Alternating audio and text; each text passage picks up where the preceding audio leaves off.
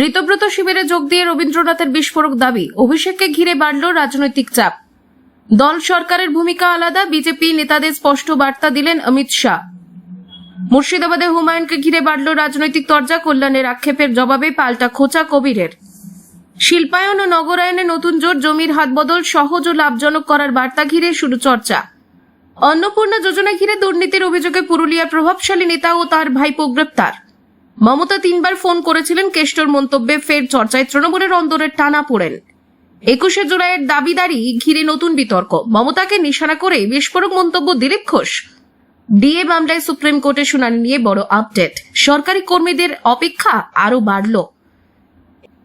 কোচবিহারে ঋতব্রত বন্দ্যোপাধ্যায় শিবিরের জেলা সভাপতি হিসেবে দায়িত্ব পাওয়ার পর একাধিক বিস্ফোরক মন্তব্য করলেন প্রাক্তন মন্ত্রী রবীন্দ্রনাথ ঘোষ। দীর্ঘদিন তৃণমূল কংগ্রেসে গুরুত্বপূর্ণ ভূমিকা পালন করা এই বর্ষিয়ান নেতা দাবি করেন, গত কয়েক বছরে দলের প্রকৃত নিয়ন্ত্রণ আর মমতা বন্দ্যোপাধ্যায়ের হাতে ছিল না। তার অভিযোগ, বিভিন্ন জেলায় যাদের দায়িত্ব দেওয়া হয়েছিল তাদের একাংশ ক্ষমতার অপব্যবহার করেছেন এবং নির্বাচনের পরে সাধারণ কর্মীদের পাশেই দাঁড়াননি। রবীন্দ্রনাথ বলেন, তিনি এখনো মমতা বন্দ্যোপাধ্যায়কে নিজের নেত্রী হিসেবেই মানেন এবং তার প্রতি সম্মান অটুট রয়েছে। তবে তার মতে দলের বর্তমান সংকটের জন্য অভিষেক বন্দ্যোপাধ্যায়ের একাধিক সিদ্ধান্ত দায়ী। কিছুদিনের জন্য অভিষেক সক্রিয় রাজনীতি থেকে সরে দাঁড়ালে দলের ভেতরের বিভাজন অনেকটাই কমবে এবং অধিকাংশ নেতা কর্মী আবার মমতার নেতৃত্বে একজোট হতে পারবেন বলেও দাবি করেন তিনি। একই সঙ্গে তিনি বলেন, ঋতব্রত শিবিরকে আলাদা দল হিসেবে দেখার সুযোগ নেই। সংখ্যাগরিষ্ঠ নেতা, বিধায়ক ও কর্মীরা যে পক্ষের সঙ্গে রয়েছেন সেটিকেই তিনি প্রকৃত তৃণমূল বলে মনে করেন। ভোটের সময় আইপ্যাকের ভূমিকা নিয়েও প্রশ্ন তোলে তার অভিযোগ। অভিজ্ঞ নেতৃত্বকে উপেক্ষা করে বাইরের পরামর্শের উপর অতিরিক্ত নির্ভর করার ফলেই নির্বাচনে বড় ধাক্কা খেতে হয়েছে। টিকিট বন্টনেও ভুল হয়েছে বলেই মন্তব্য করেন তিনি। অভিজ্ঞদের বাদ দিয়ে নতুন মুখকে অগ্রাধিকার দেওয়াই দলের ক্ষতির অন্যতম কারণ রয়েছে,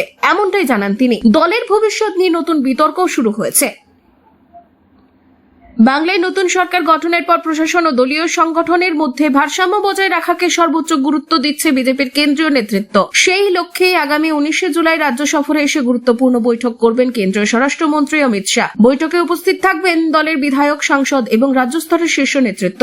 মূল আলোচনার বিষয় থাকবে সরকার পরিচালনা ও দলীয় দায়িত্বের মধ্যে স্পষ্ট সমন্বয় কিভাবে বজায় রাখা যায়। দলীয় সূত্রের দাবি, ক্ষমতায় আসার পর জনপ্রতিনিধিদের আচরণ, প্রশাসনিক দায়িত্ব পালনের ধরন এবং সংগঠন সঙ্গে নিয়মিত যোগাযোগ বজায় রাখার বিষয়ে বিস্তারিত দিক নির্দেশ দেবেন অমিত শাহ। তার বার্তা থাকবে, সরকারি দায়িত্ব পালনের পাশাপাশি দলের আদর্শ ও সাংগঠনিক শৃঙ্খলা ও সমানভাবে গুরুত্ব পেতে হবে। রাজ্যের পরিবর্তিত রাজনৈতিক পরিস্থিতিতে তৃণমূল থেকে বহু নেতা বিজেপিতে যোগ দেওয়ার সংগঠনের ভেতরে নানা প্রশ্ন উঠেছে। সেই বিষয় নিয়েও বৈঠকে আলোচনা হতে পারে বলে রাজনৈতিক মহলের ধারণা। নতুনদের অন্তর্ভুক্তির পাশাপাশি দীর্ঘদিনের কর্মীদের গুরুত্ব কিভাবে বজায় রাখা হবে তা নিয়েও স্পষ্ট বার্তা দেওয়া হতে পারে। আগামী 1 বছরে বাংলায় সংগঠনকে আরো শক্তিশালী করার লক্ষ্যেই কেন্দ্র নেতৃত্ব বিশেষ পরিকল্পনা নিয়েছে। সেই পরিকল্পনার অংশ হিসেবেই এই বৈঠককে অত্যন্ত গুরুত্বপূর্ণ বলে মনে করা হচ্ছে। রাজনৈতিক বিশ্লেষকদের মতে দীর্ঘমেয়াদী দক্ষতা, দলীয় ঐক্য এবং সাংগঠনিক শৃঙ্খলার মধ্যে সমন্বয় ঘটিয়ে দীর্ঘমেয়াদী রাজনৈতিক কৌশল বাস্তবায়নের পথেই এই বৈঠককে তুলে ধরা হতে পারে।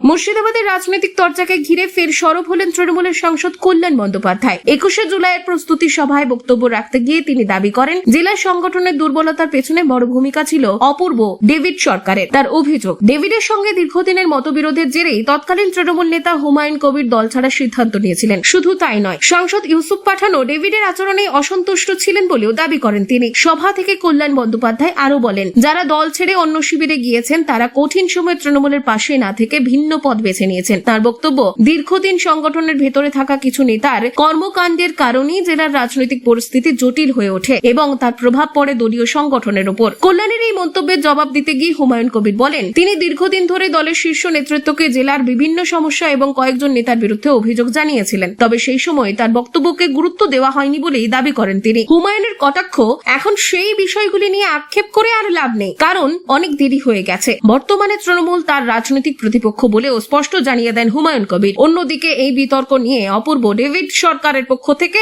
এখনো পর্যন্ত কোনো আনুষ্ঠানিক প্রতিক্রিয়া সামনে আসেনি। তবে মুর্শিদাবাদের রাজনীতিতে এই মন্তব্য পাল্টা মন্তব্য ঘিরে নতুন করে রাজনৈতিক জল্পনা শুরু হয়েছে।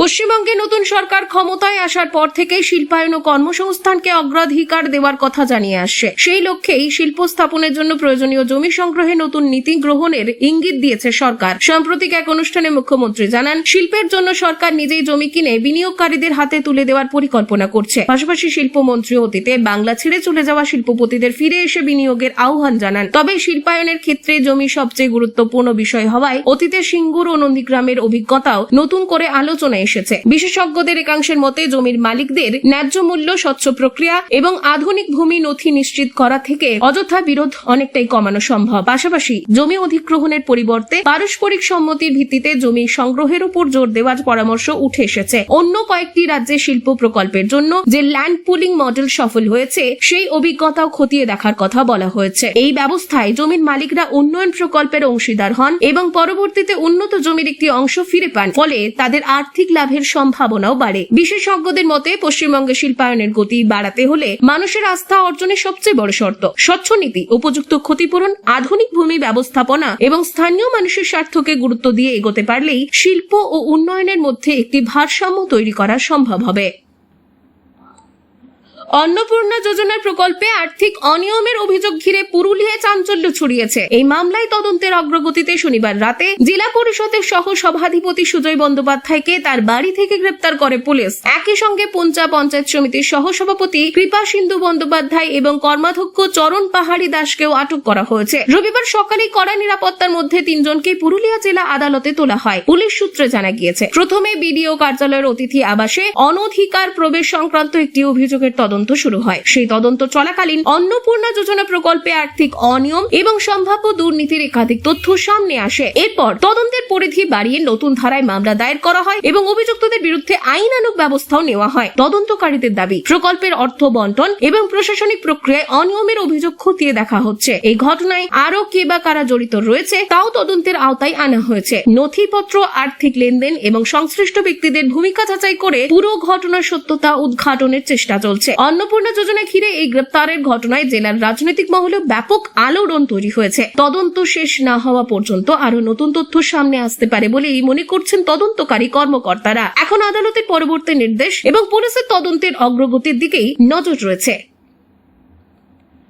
রাজ্যের রাজনৈতিক মহলে ফের চর্চার কেন্দ্রবিন্দুতে অনুব্রত মণ্ডল। শিবির পরিবর্তনের পর প্রথমবার প্রকাশ্যে এসে একাধিক গুরুত্বপূর্ণ মন্তব্য করেন তিনি। নব তৃণমূলের বৈঠকে বীরভূম জেলার সভাপতির দায়িত্ব পাওয়ার পর সংবাদ মাধ্যমের মুখোমুখি হয়ে অনুব্রত জানান, বিধানসভা নির্বাচনের পর মমতা বন্দ্যোপাধ্যায় তাকে 3 বার ফোন করেছিলেন। সে সময় তিনি দলেই থেকে সংগঠনের কাজ করার ইচ্ছার কথা জানিয়েছিলেন বলে দাবি করেন। অনুব্রত বলেন, দীর্ঘদিন দলের জন্য নিষ্ঠার সঙ্গে কাজ করলেও পরবর্তীতে অভিজ্ঞ নেতাদের গুরুত্ব কমিয়ে ভুল সিদ্ধান্ত নেওয়া হয়। তার অভিযোগ, সংগঠনের বাস্তব পরিস্থিতি না বুঝে কিছু মানুষের উপর অতিরিক্ত নির্ভরশীল হওয়ার ফলেই দল দুর্বল হয়ে পড়ে। বিশেষ করে আইপ্যাকের প্রভাব বাড়ার পর পুরনো সাংগঠনিক কাঠামো ভেঙে যায় এবং তৃণমূলের ক্ষতি শুরু হয় বলেও তাঁর দাবি। তিনি আরো বলেন, বীরভূম ও বর্ধমানে দলের সংগঠন গড়ে তুলতে নিজের বড় ভূমিকা ছিল, অথচ সেই আবেদনকে মূল্যায়ন না করেই তাকে জেলা সভাপতির পদ থেকে সরিয়ে দেওয়া হয়। কারাবন্দী অবস্থাতেও তার নাম ব্যবহার করে নির্বাচনী প্রচার চালানো হলেও পরে তাকে কাজের সুযোগ দেওয়া হয়নি বলেও অভিযোগ করেন তিনি। অনুব্রতের বক্তব্য, তার কাছে দলের প্রতিষ্ঠাতা মমতা বন্দ্যোপাধ্যায় সর্বোচ্চ নেতৃত্ব। তবে সংগঠনের ভেতরে যে পরিবর্তনগুলি ঘটেছিল সেগুলির দিকে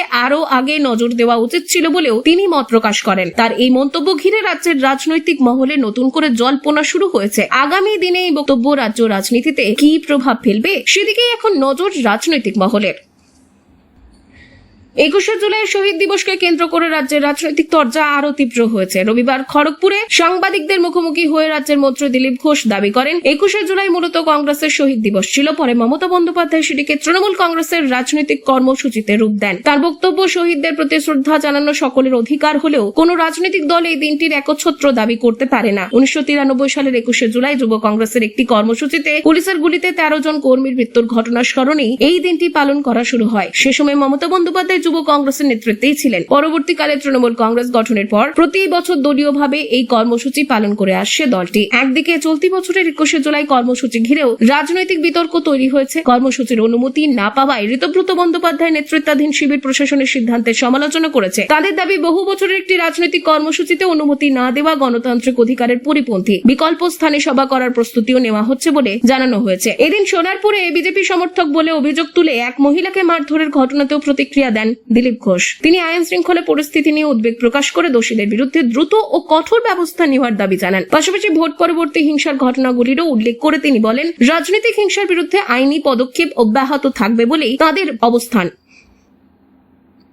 বকেয়া ডিএ মামলার পরবর্তী শুনানি নিয়ে বড় আপডেট জানালেন কর্মী সংগঠনের নেতা। রাজ্য সরকারি কর্মীদের দীর্ঘদিনের বকেয়া মহার্ঘ ভাতা ডিএ সংক্রান্ত মামলার পরবর্তী শুনানি নিয়ে নতুন তথ্য সামনে এসেছে। সুপ্রিম কোর্টে শেষবার মামলাটি ওঠে 27 জুন। তখন রাজ্যের রাজনৈতিক পরিবর্তনের প্রেক্ষিতে মামলাকারীদের পক্ষ থেকে কিছু অতিরিক্ত সময় চাওয়া হলে আদালত জানায় জুলাইয়ের তৃতীয় সপ্তাহে আবার শুনানি হবে। এরই মধ্যে রাজ্যের ডিএ বৃদ্ধির পাশাপাশি পঞ্চম পে কমিশনের আওতায় বকেয়া পরিশোধের প্রক্রিয়া শুরু হয়েছে। তবে গ্র্যান্ট ইন এইড কর্মীরা এখনো এই সুবিধা না পাওয়ায় অসন্তোষ বজায় রয়েছে। এই পরিস্থিতিতে সংগ্রামী যৌথ মঞ্চের আহ্বায়ক ভাস্কর ঘোষ এক ভিডিও বার্তায় জানান, সুপ্রিম কোর্টে মামলার পরবর্তী শুনানি সম্ভাব্যভাবে 22 বা 23 জুলাই হতে পারে। তিনি দাবি করেন, গ্র্যান্ট ইন এইড কর্মীদের বকেয়া ডিএ সহ অন্যান্য দাবির বিষয়ে দ্রুত সরকারি বিজ্ঞপ্তি প্রকাশের আশা রয়েছে। একই সঙ্গে তিনি সতর্ক করে বলেন, নির্ধারিত সময়ের মধ্যে যদি সরকার বকেয়া অর্থের অন্তত 50% পরিশোধ না করে তাহলে আদালত অবমাননার মামলা দায়ের করার বিষয়টি বিবেচনা করা হবে। ভাস্কর ঘোষ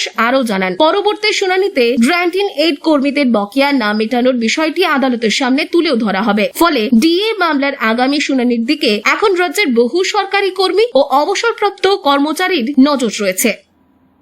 সংবাদ এখন এ পর্যন্তই। পরবর্তী আপডেটের জন্য সঙ্গে থাকুন, দেখতে থাকুন।